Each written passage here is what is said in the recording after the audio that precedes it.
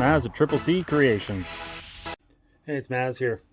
I said I was gonna try to make some maybe some short little videos when I come across ideas and stuff like that. Um, Something I want to try to show you. It's kind of a budget fix. You're in a short bind. You can't get parts on a weekend, kind of thing. Put it together, and it works. I did it with the 83. I didn't mention that in the videos in the beginning when I was putting the 83 together. When I built the engine for the 83 square body Chevy, ended up that we used a Vortec engine from mid 90s. So it's got the roller cam and everything on it. And I'll see if I can describe this. It's got the flat tappet lifters in the original 305 that came out of the 83. The 350 Vortec engine has a roller lifter, and they're about an eighth of an inch taller. You can get measurements and calipers, and you get right down to the fine measurements, but they're taller. So I put the 305 heads and bolted them to the Vortec engine. So the 83's heads on a 94 5 Vortec 350, they all bolt together.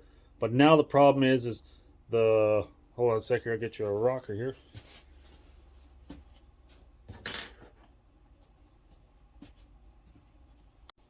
So, okay, I'll show you here. I got two rockers. So you got the rockers right here. We'll use this one rocker here for demonstration.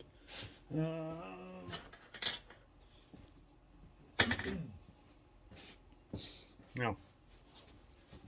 rockers, anybody works on these vehicles at all, got the rockers up in the head, and there's a push rod, pushes here, and there's a valve right here, pushes down and opens up in the head. So it pivots. Oh, I'm trying to hold there. It pivots there, right? So that moves up and down. Now the problem is I should have had a head up here. It's set up so it'll look easier for you, but I'm sure you'll get the gist of it if you worked on these at all. Just general mechanics. The push rod's here, right? Fits into a little socket in there, and there's a little, these ones here on these small block shafts. There's a hole in the middle, and it pushes the oil all the way from the bottom all the way up to the top, up through here, through a little hole here, and that lubricates and oils all the pivot, spills down on the valve, push rod, or the valve stem. So the problem is when I took the Vortec head, or sorry, Vortec block, and put the Chevy small block head on from the old 305, because of the roller rocker lifter, it pushed the rocker up on its edge, so I couldn't adjust it properly. So a stock one would be here and it'd be here. The Vortec heads sit higher so that the rocker would sit more level. I hope this is making some kind of sense. I should have set up a better display, but we'll try this. So the problem is when I put the 305 heads on the Vortec block, all the rockers were too far and I couldn't set them. They were all cranked too long, and this push rod was too long. There is no stock, typically a stock, I shouldn't say that. Normally there is no stock length push rod for a Vortec block with the old carbureted heads, for the flat tappet lifters style cam. So you can get some companies, some around out here stateside, they can custom make you a push rod when you get into the more performance stuff to more or less any length you want. You can buy tools that got a little thread in the middle, looks like this, and you can adjust it, and then you have to go to all the trouble to measure, to get your rocker sitting level, and that you get the right measurement, and it's sitting on a stem here on the bottom. It's got to sit pretty much in the middle or just off to one side when it's sitting normally closed. So there's different steps to it and everything. And then you take that measuring tool and then you measure from here to here, depending how long it is. Tell the company this is what I want. Machine shop makes it up, and they'll order out you a set. They're usually not terribly expensive, but you got to wait for them. So this is an idea. Say you can't get anybody local. It's a little too pricey for your basic budget build. It's a Friday night and you can't order nothing, and you need to run this thing 6 hours from now, whatever. So the 305 that I pulled out of the 83 square body, I put a 350 Vortec in, put the 305 heads on it. I need all these push rods. There's 16 of these. So what I did is I took these push rods and I cut them shorter. So I'll show you what I did there. So, oh, and also too, to do this stunt, typically you need this style here. It's just got the ends rolled over. There's another style push rod. It's got tips that are machined, pressed in, and these little balls on the end, they don't work quite as well for this idea. Sometimes you can get ones that got a longer stem, cut it, press them back in. But this for this case, this is the style of push rod you need. So this is typically, you know, normal length. So once you've determined the length you need, I will show you here.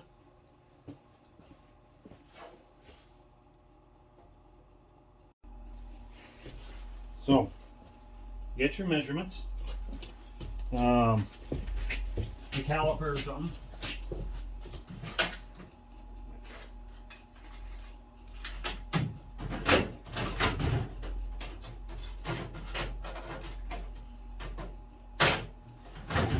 I'll use this for demonstration for now.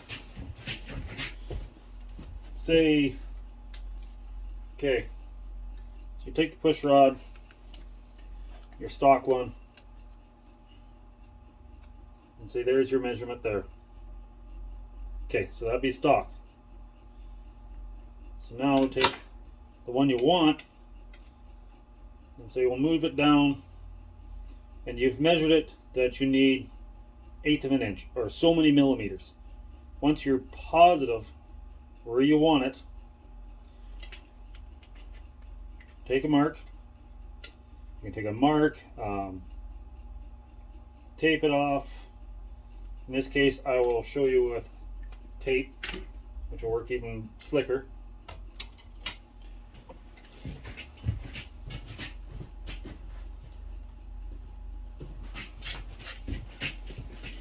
We'll take some tape here.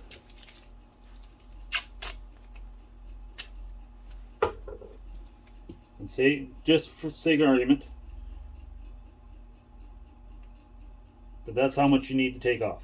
Try to make a straight line all around. It should meet on the tape on the other side. So that's pretty much, you know, straight on. Set it up. Excuse the noise here for a second.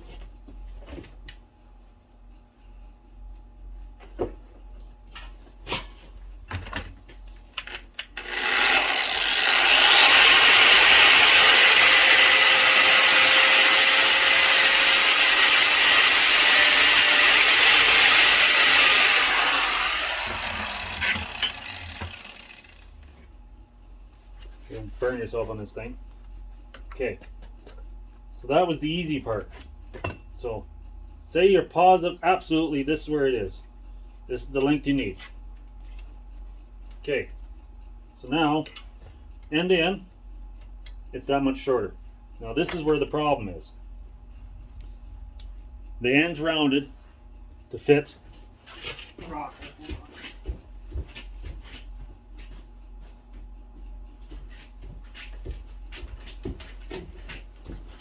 Put this all in one place.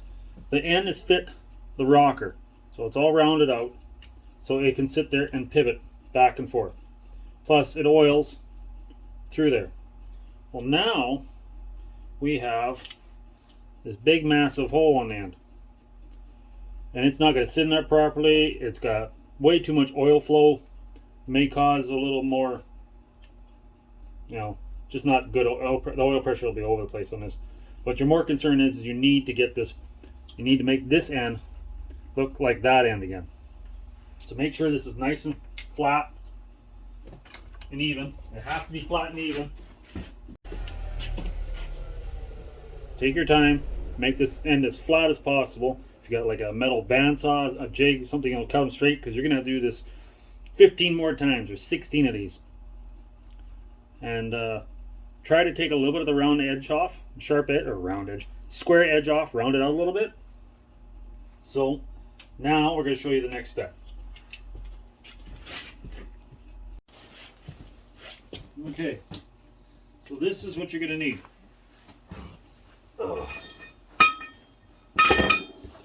Nice solid surface, concrete floor, a really solid bench, heavy steel, another anvil. In this case, I'm using this anvil because it's got a nice, decent hole right here. The tighter this is, the better. If you have to make a shim, anything to hold this up right, roughly in the halfway point. And then you're going to need 2 old rockers, which you're not worried too much about hurting, but you probably won't even hurt these. And then a good solid hammer. It's got a good flat end on it. And some kind of a torch, either a little map torch or a cutting acetylene torch on low heat. You're not going to need crazy amount of heat. So,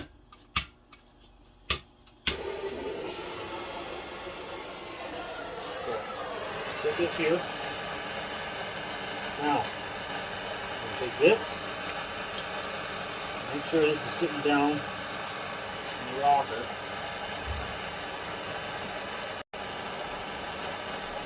Hopefully you can see that better now. Vice grip. You need a good vice grip.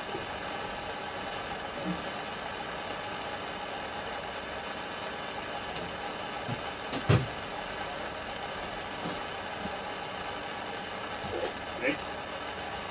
Now, make sure the vice grip will grab it in here.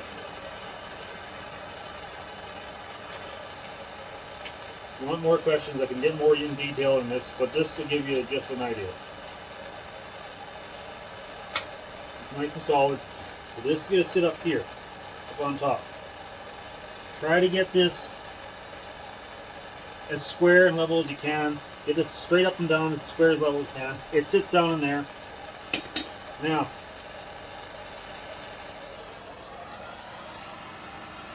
get this heated up.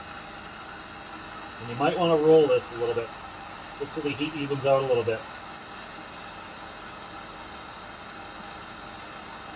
You don't want to get it red hot.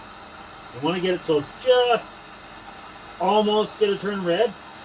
It's like really hot. If it's too red, you're just going to buckle the walls, and you'll have to build another one. There, just starting to get a little red on the tips here. Try to make it even all around. Try that. Try again. There we go. Now we got a bit of a roll on it. Do this a couple times. Make sure you got a couple extra ones just to try until you get the knack of it. I'll show you a sec here.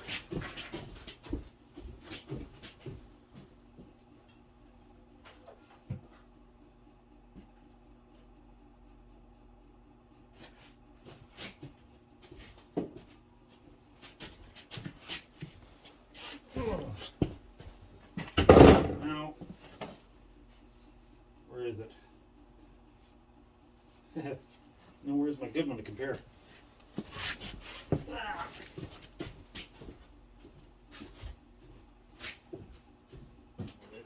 Okay.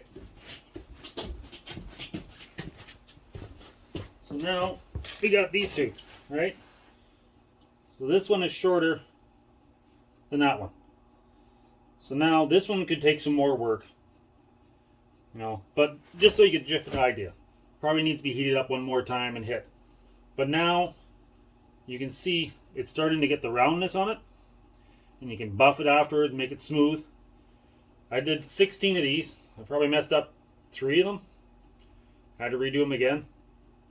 I put 16 of these in 83, and we put almost 5,000 kilometers on that engine since we've got it running the last 3 months, 2 months. It's made some long runs out to the city and back. It's hit $6 grand plus. and I've never had an issue with a single push rod we made. So yeah, I just thought if you wanted to know, that's one way to get by. A little practice, a little patience, and you can make them just about as good as this.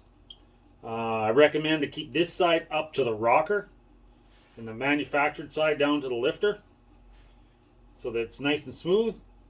Stays on the lifter, because it's way easier to change a rocker than it is a lifter. So if the rocker gets a little damage or a little wear, then you know to change a push rod out and maybe a rocker. But I haven't had an issue. I've had the covers off once already. Nothing's backed off. It doesn't look like anything's bent, out of whack. So yeah, just thought I'd let you guys know. And I guess that's a little tech tip thing there. If you're in a pinch and you want to build something, or you just want to try it and just see if it works, that's one way of doing it. Come on. There we go. Okay. So I got those two push rods, right? The shortened ones. I heated this up. Wait, you're just not focusing tonight, are you? There we go. So I grinded this down, or heated this a couple more times. And then I took some really fine water-based sand, black sandpaper, like what was it, 5,000 grit, and tried to buff it down. I had it on the end of the drill to give it a more of a buff. It could be smoother, but I just thought I'd give you the gist of it. You spend some time. The hole's a little bigger on this one, but it would work. So yeah, give it a try and see if that I don't know, just an idea. This is Maz, and I guess we'll see you next time around. Bye.